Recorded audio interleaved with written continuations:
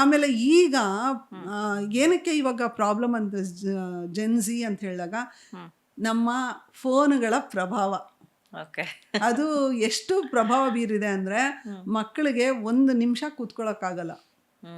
ಅದು ನನಗೆ ಎಷ್ಟು ನಿಚ್ಚಳವಾಗಿ ಕಾಣಿಸುತ್ತೆ ಅಂದರೆ ಈಗ ನನ್ನ ಮೊಮ್ಮಗು ಜೊತೆ 10 ಜನ ಮಕ್ಕಳು ಹುಟ್ಟಿದ್ದಾರೆ.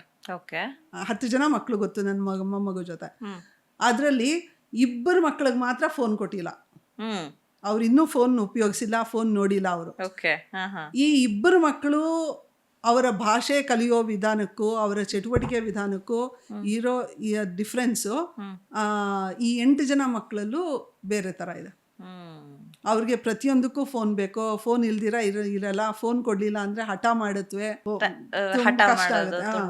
ತುಂಬಾ ದೊಡ್ಡ ಹಠನೇ. ಆದ್ರೆ ಎಲ್ಲೋ ಒಂದ್ ಕಡೆ ಈಗ ನಾವು ಟೆಕ್ನಾಲಜಿ ಮೇಲೆ ಡಿಪೆಂಡ್ ಆಗ್ತಾನೆ ಇದೀವಿ, AI ಅದು ಇದು ಬರ್ತಾನೆ ಇದೆ.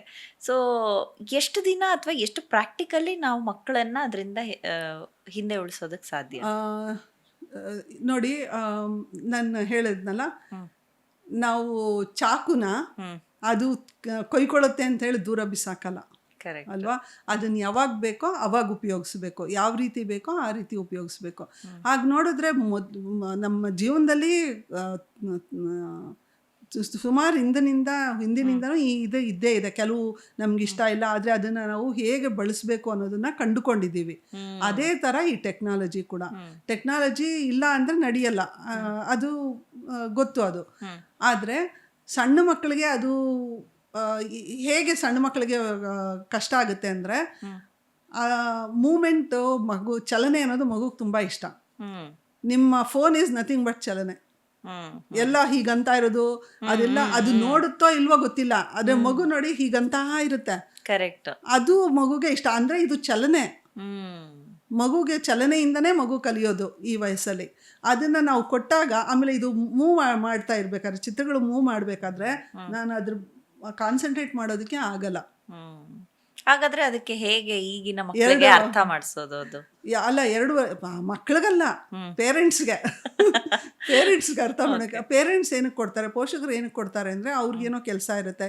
ಈಗ ಇಬ್ಬರು ಕೆಲಸ ಮಾಡ್ತಾ ಇರ್ತಾರೆ, ಗಂಡ ಹೆಂಡತಿ ಇಬ್ಬರು ಕೆಲಸ ಮಾಡಬೇಕಾದ್ರೆ ಎಷ್ಟು ದಿನ ಲೀವ್ ತಗೊಳಕ್ಕಾಗುತ್ತೆ? ಇವಾಗ ಜೀವನ ಕಷ್ಟ, ಇಬ್ಬರು ಕೆಲಸ ಮಾಡಬೇಕು. ಅದು ರಾತ್ರಿ 8 ಗಂಟೆಗೆ ಬರೋರು ಇದ್ದಾರೆ. ನನಗೆ ಎಷ್ಟೋ ಪೇರೆಂಟ್ಸು ತಾಯಿ ಅಂದರು ರಾತ್ರಿ 8-8:30 ಮನೆಗೆ ಬರೋದು ಗೊತ್ತು ನನಗೆ. ಅಂಥ ಟೈಮಲ್ಲಿ ಬಂದಾಗ ಅಷ್ಟು ಕೆಲಸ ಮಾಡಬೇಕಾದ್ರೆ ಮಗುನ ಯಾರು ನೋಡ್ಕೊಳ್ತಾರೆ? ಆ ಮಗುನ ಬೇರೆಯವ್ರ ಜೊತೆ ಬಿಟ್ಟು ಹೋದಾಗ ತಂದೆ ತಾತ, ಕೆಲವು ಅಜ್ಜಿ ತಾತಂದ್ರು ತುಂಬ ಚೆನ್ನಾಗಿ ನೋಡ್ಕೊಳ್ತಾರೆ. ಆದರೆ ಎಲ್ಲರೂ ಆಗಿರಲ್ವಲ್ಲ. ಅವ್ರಿಗೆ ಮಗುನ ಆಕ್ಯುಪೈ ಮಾಡಿರಬೇಕು ಅಂದರೆ easiest thing is just give a phone. ಒಂದು ಫೋನ್ ಕೊಟ್ಬಿಡಿ, ಅಷ್ಟರಲ್ಲಿ ನಾನು ಕೆಲಸ ಮುಗಿಸ್ಕೊಬಿಡ್ತೀನಿ. ಏನಿಲ್ಲ, ಸ್ವಲ್ಪ ಹೊತ್ತೇ ಕೊಟ್ಟಿದ್ದು, ಸ್ವಲ್ಪ ಹೊತ್ತು ಕೊಟ್ಟಿದ್ದು ಹೋಯಿತು. What I really feel, a request for all parents and all new mothers and new fathers, if you do not give 2 years, ನೀವು 2 ವರ್ಷ ಮಕ್ಕಳಿಗೆ ಕೊಟ್ಟಿಲ್ಲ ಅಂದರೆ please don't have any children. Because ಅದ್ರದ್ದು ಎಫೆಕ್ಟ್ ಇರುತ್ತಲ್ಲ, ಥ್ರೂಔಟ್ ಲೈಫ್ ಇರುತ್ತೆ, throughout life. ಆಮೇಲೆ ಯಾರಪ್ಪ ಒದ್ದಾಡೋದು? ಆ ಮಗುಗೆ ಕಾನ್ಸಂಟ್ರೇಷನ್ ಇಲ್ಲ ಅಂಥೇಳಿ ಎಷ್ಟು ಪೇರೆಂಟ್ಸ್ ಗೊತ್ತಾ? ಆಮೇಲೆ ಏನು ಮಾಡೋಕ್ಕೆ ಸಾಧ್ಯ? 2 ವರ್ಷ ತುಂಬ ಇಂಪಾರ್ಟೆಂಟು. 2 ವರ್ಷ ನೀವು ಮಗುಗೆ ಸಾಧ್ಯ ಆದಷ್ಟು ನಿಮ್ಮ ಸಮಯನ ಕೊಡೋಕ್ಕೆ ಆಗೋಂಗಿದ್ರೆ ಮಾತ್ರ you plan your children. Otherwise don't have.